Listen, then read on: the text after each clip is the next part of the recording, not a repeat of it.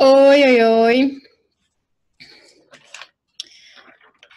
Bem-vindos, bem-vindas a mais uma aula aberta. Eu vi que a tia tá junto, tá ao vivo. Vou pedir para se tiver alguma dúvida, algum comentário, deixar no chat, tá bom? Bom, vamos lá. Hoje a gente vai falar de word order.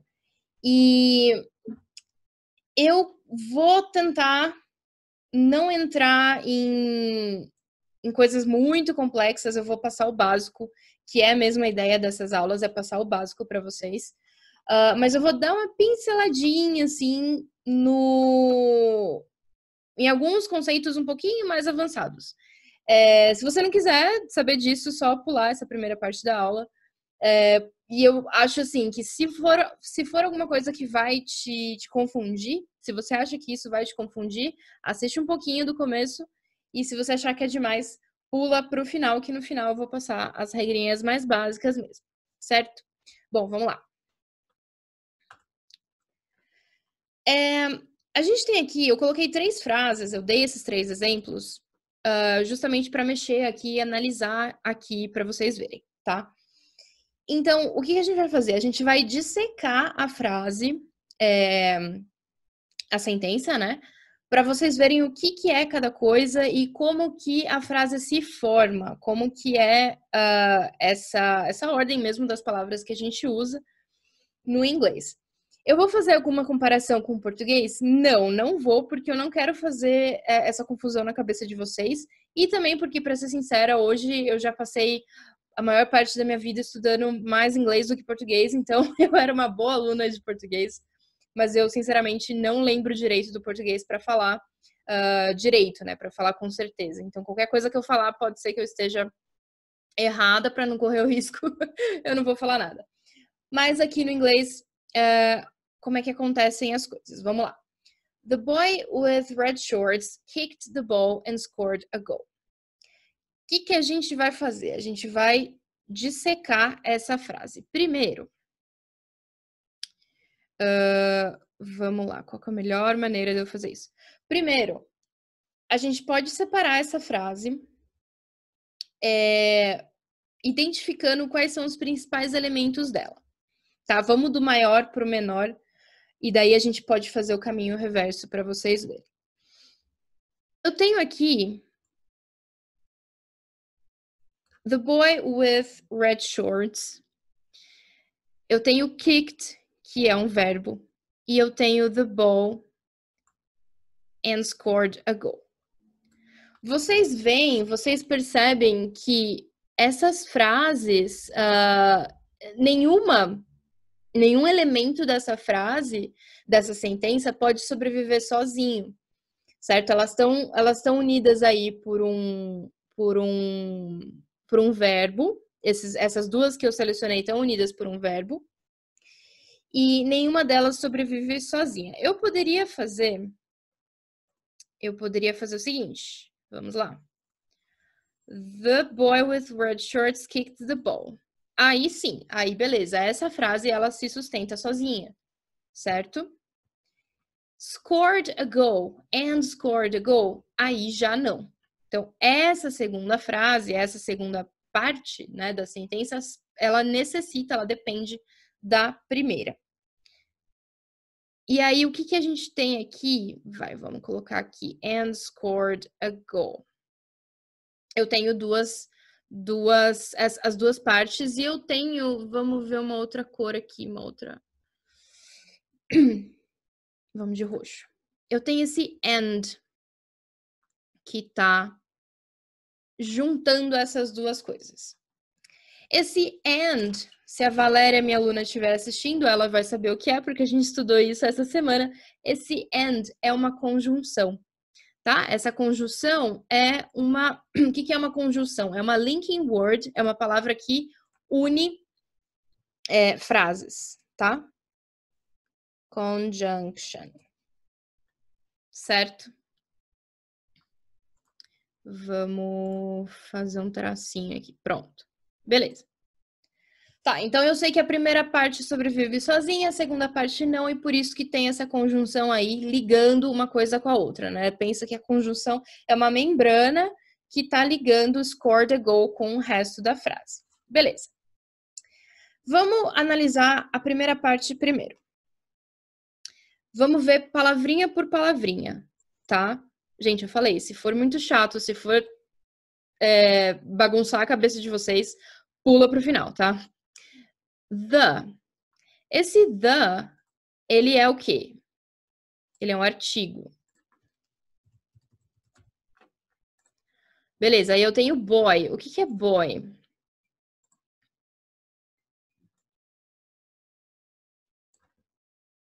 The boy. O boy é um noun, é um substantivo. Eu posso falar que the boy em uma análise diferente, né? Eu posso falar que the boy é o sujeito, certo? Então, beleza. Artigo, substantivo. With. With é um exemplo das nossas amadas, idolatradas prepositions. Vou colocar aqui em cima.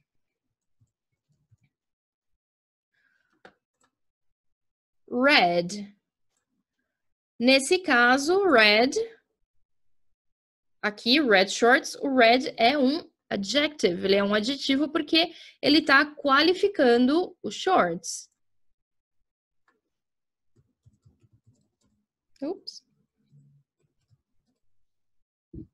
Opa, desculpa, gente.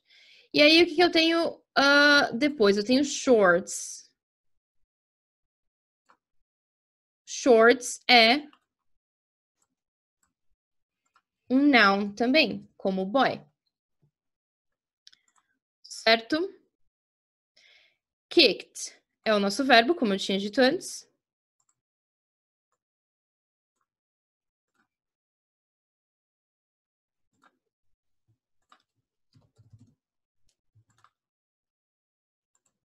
The, de novo, é um artigo. Deixa eu já fazer isso aqui. O the é um artigo. E o ball é um noun. Beleza?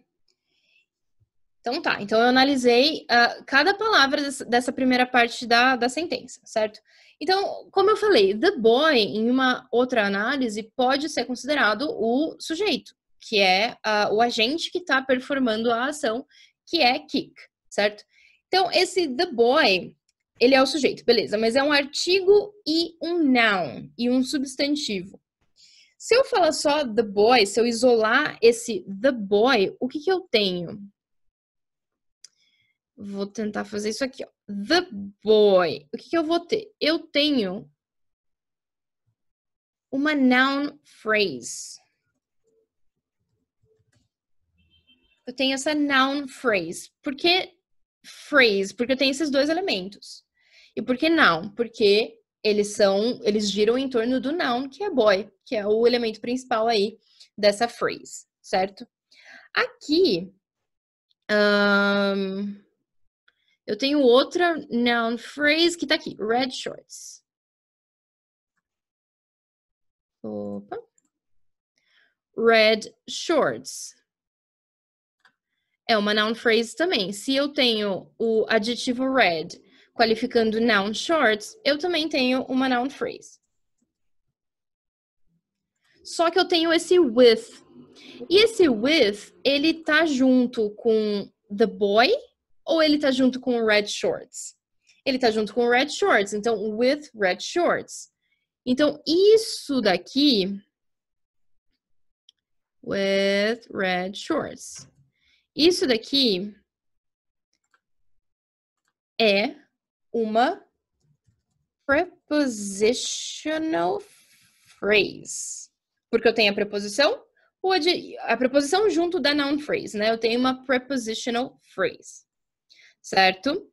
Agora, eu vou juntar uma noun phrase the boy com uma prepositional phrase with red shorts. Qual que vai ser o resultado? Se eu juntar tudo isso aqui, eu vou ter simplesmente uma noun phrase de novo, tá? Beleza. Agora eu tenho um verbo. Isso aqui também, the ball, é uma noun phrase, certo? Eu tenho o artigo, eu tenho o substantivo, eu tenho uma noun phrase. Agora aqui com o verbo, eu tenho verbo mais uma noun phrase. O que que eu vou ter? Eu vou ter uma verbal phrase. Vou colocar aqui. Aqui eu vou ter essa verbal phrase. Vou colocar aqui embaixo.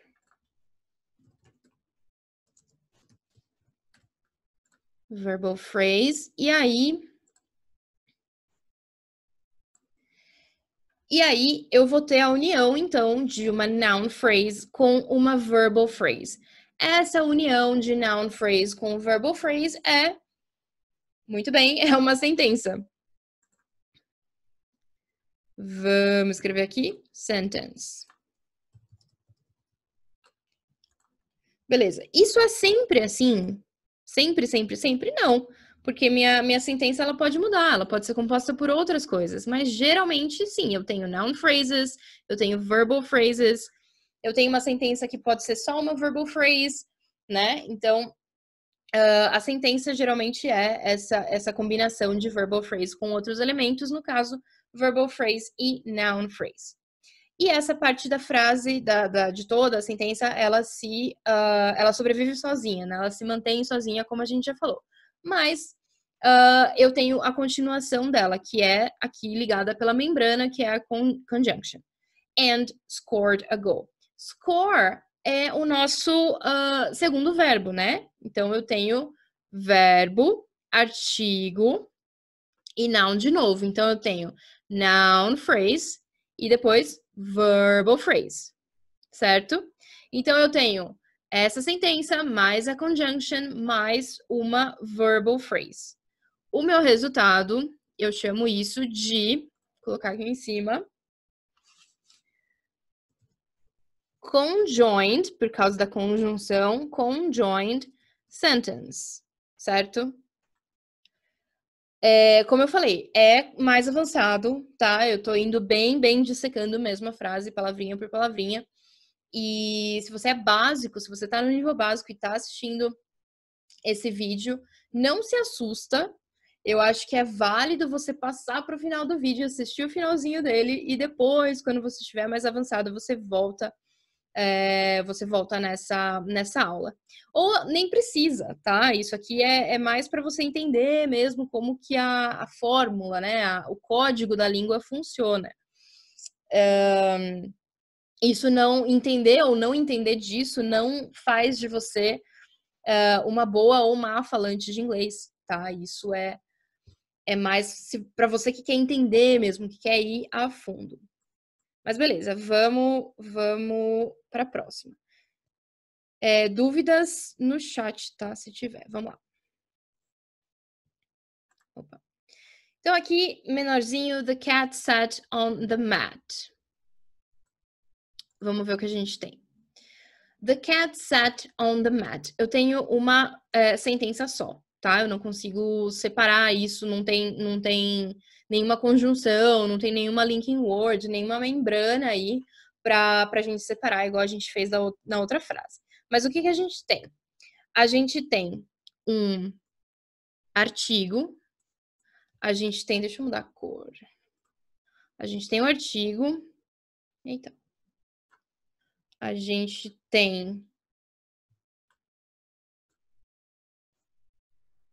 tem o noun, né, o substantivo.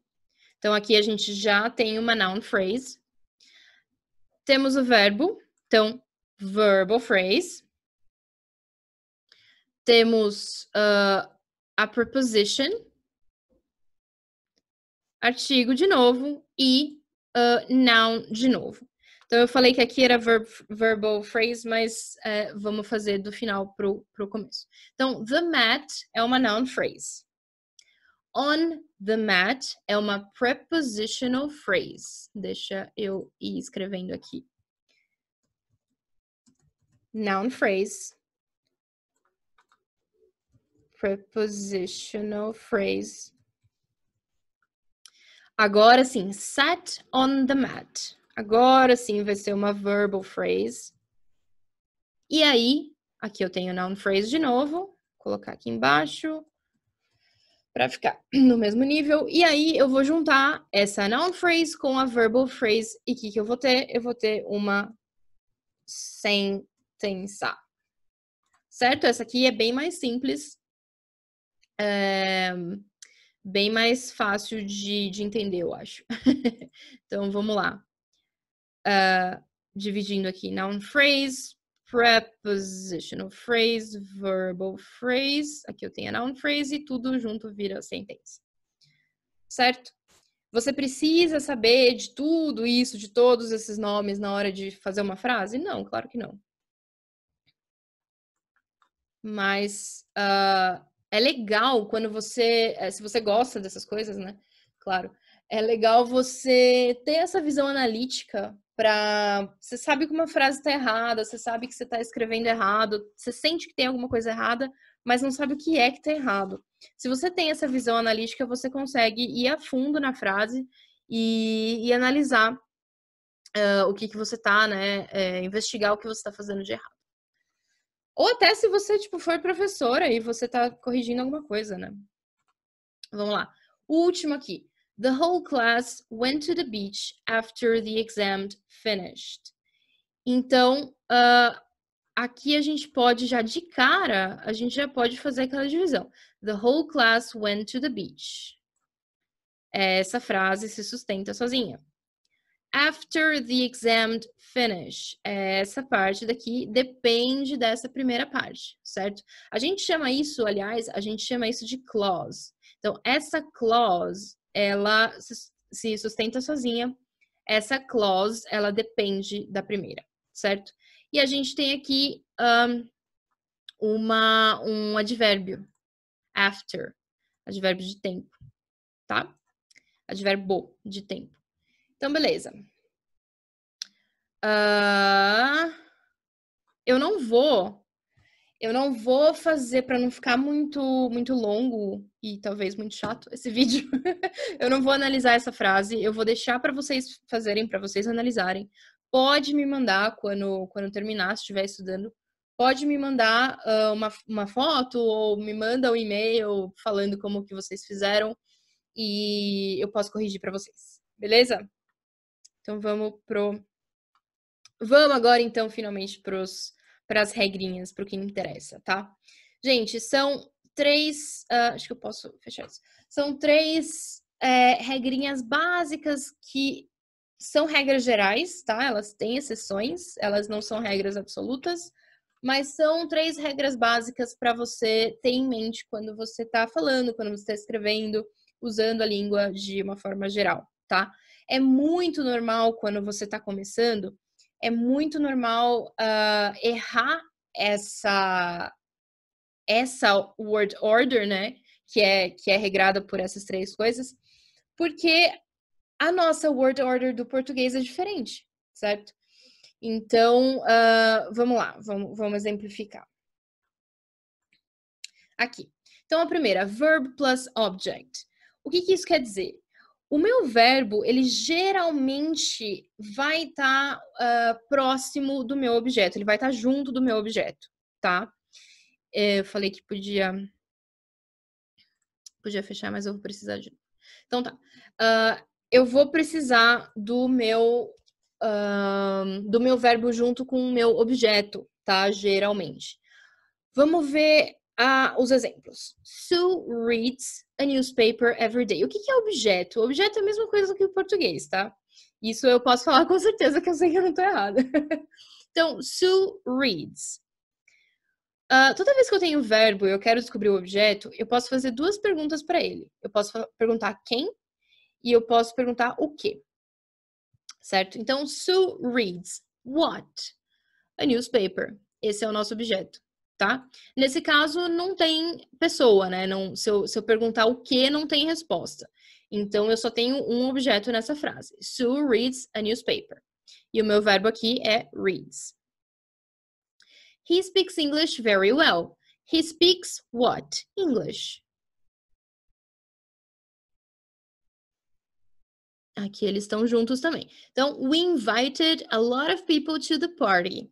We invited, no caso a pergunta é who, né?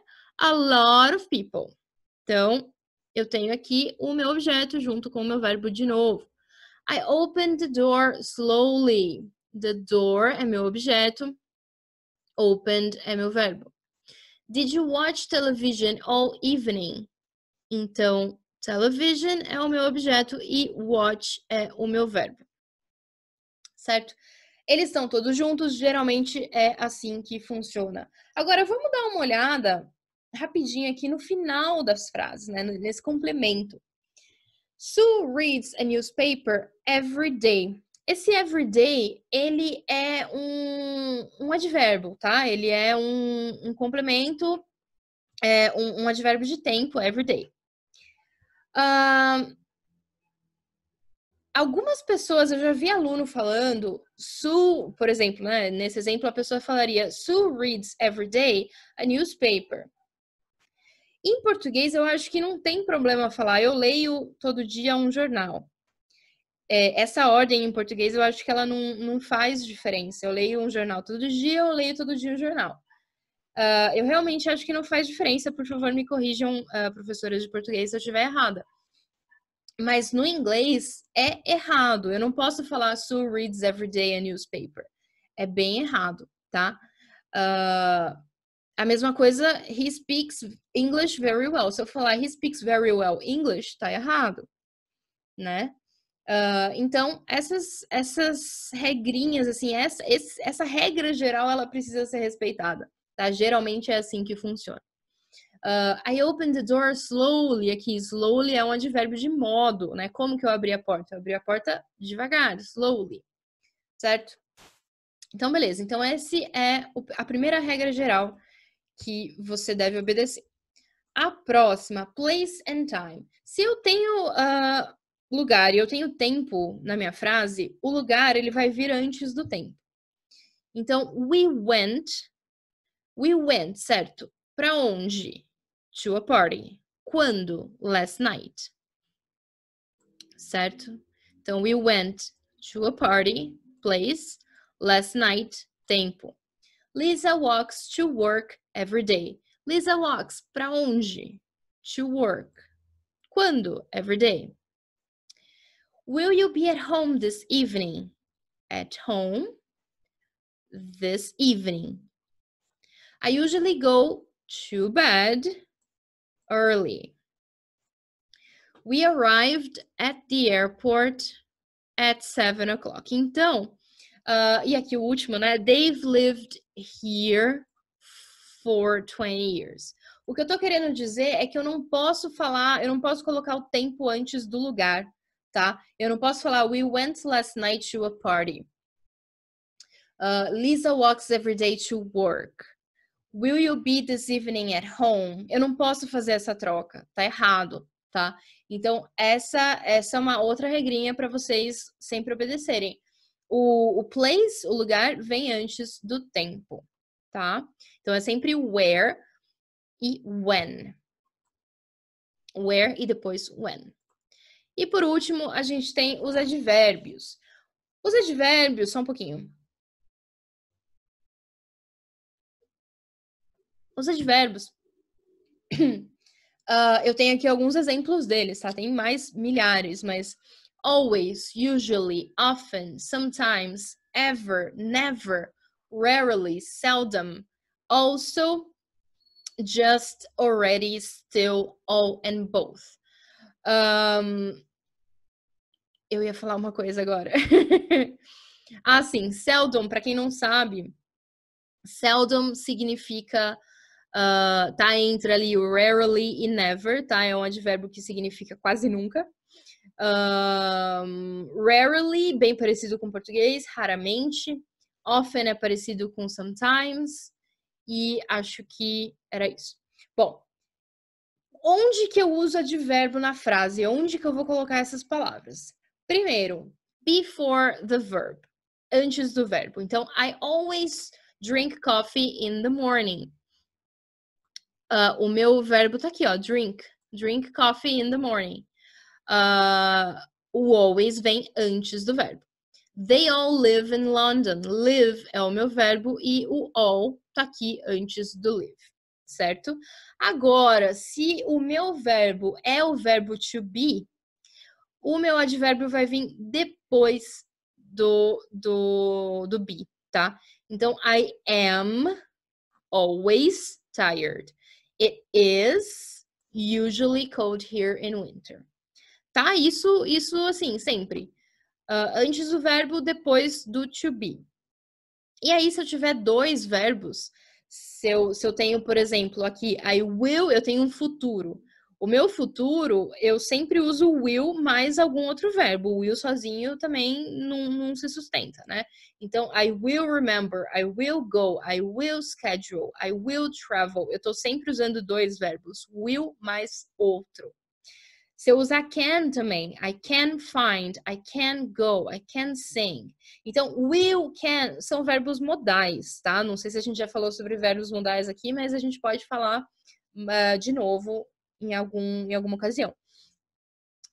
Quando eu uso verbos modais, eu sempre vou estar usando dois verbos. O modal mais o verbo principal da minha frase. Se eu tô usando o present perfect, eu também sempre vou ter dois verbos. Eu vou ter o have mais o verbo principal. Past perfect, a mesma coisa. Eu vou ter o had mais o verbo principal. Então, quando eu tenho essa situação de dois verbos, eu uso o advérbio entre os dois. Então, I will always remember you. I can never find my keys. Então, é isso, gente. Onde que eu uso advérbio? Antes do verbo, depois do be, do to be, e entre dois verbos. Certo?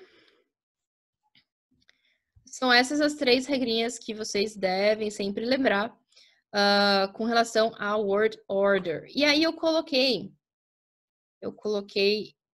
mais um bônus aqui. Opa! Falando sobre o do, né? Na negativa e no passado. Negative and past. Então, vamos falar primeiro de negative. O do, ele é um verbo auxiliar, tá? Ele não é o único verbo auxiliar que existe, mas ele é um verbo auxiliar bem comum. E ele é bem comum e todo mundo erra. Todo mundo que está aprendendo erra. Por quê? Porque isso não existe em português, né? É um conceito um pouco difícil de entender, quando você não tem nada parecido na sua língua materna. O que acontece? Aqui eu tenho afirmativa, tá? Eu tenho uma sentença afirmativa.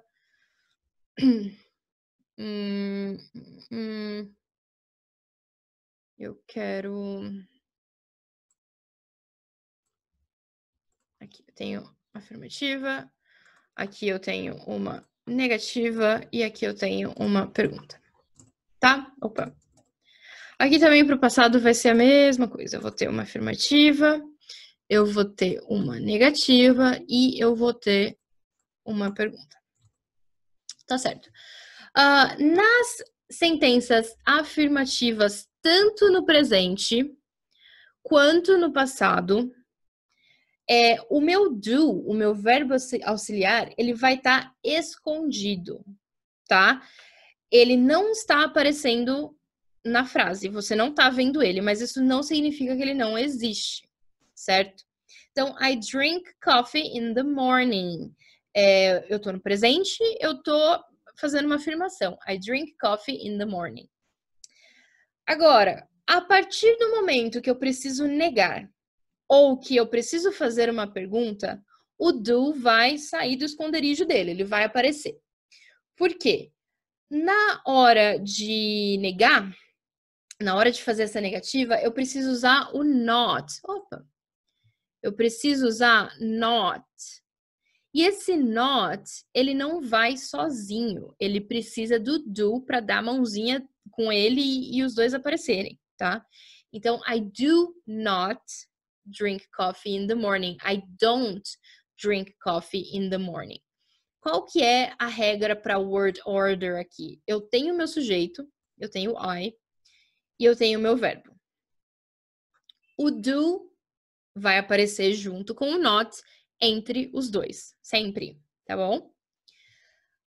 E na hora de fazer a pergunta, eu não tenho not, mas eu preciso indicar que isso é uma pergunta. Então, sabe no espanhol, que a gente tem, vai ficar uma beleza isso, que a gente tem isso aqui, ó, o ponto de interrogação invertido?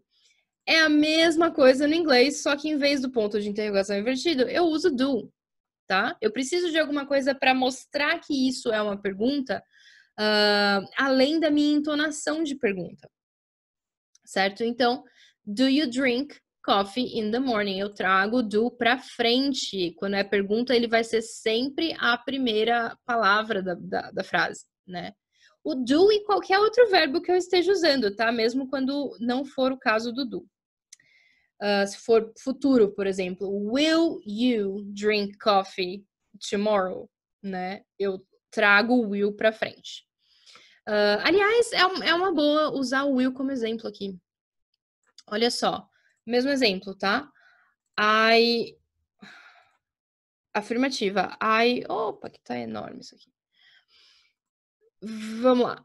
I will drink coffee tomorrow. Certo? Ele não tá escondido. Eu tô vendo que o will tá aqui, mas justamente porque eu preciso dele para indicar o futuro. Negativa. I will not. O will tá ali, o not já fica se sentindo melhor para poder sair. I will not drink coffee tomorrow. Agora pergunta will. O will vai para frente. Will you drink coffee tomorrow? Tá bom?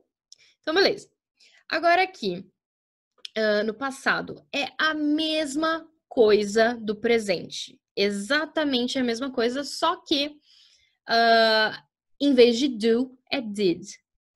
Certo? Em vez de do, é did. Por quê? Porque eu preciso indicar que eu tô falando do passado. Na afirmativa, a minha indicação de passado, ela já tá no verbo. I drank. Drank aqui, no caso, é um verbo irregular. É o passado de drink, é um verbo irregular. Irregular por quê? Ele não termina em ed. O passado de drink não é drinked, né? É drank. Ele muda o formato da palavra, por isso a gente chama ele de irregular. Então, I drank coffee this morning. Não preciso pôr o did, tá tudo certo. A partir do momento que eu preciso negar, pelo mesmo motivo do presente, o did precisa sair para poder dar mãozinha com o not e sair aqui na frente. Então, I didn't drink coffee this morning. E aí, por que o drink fica drink? Por que não drank? Por que não I didn't drink? Porque eu não posso ter dois passados na mesma frase. Então, se eu tenho did aqui já indicando passado, o meu verbo não pode estar no passado também. Ele tem que estar na base form dele, na forma natural, né, dele, que é o drink. Mesma coisa para a pergunta, o did vai para frente, continua drink aqui, não drank. Did you drink coffee this morning? É isso aí, gente. É diferente da nossa língua materna, é um conceito talvez difícil de entender no começo, mas se você for parar para analisar, não é um bicho de sete cabeças, é bem simples, tá? Esse caso do do did, é bem simples, tá bom? Se concentra, se você tá apanhando com isso, se concentra em dominar o do primeiro, dominar o do para afirmativa, negativa e pergunta. Depois você passa para o passado com did, com afirmativa, negativa e pergunta. E depois você bola para frente, né? Você vai fazendo outras coisas, vai para o futuro, começa a brincar com outros verbos, começa a brincar com os modais para se acostumar com essa coisa desse.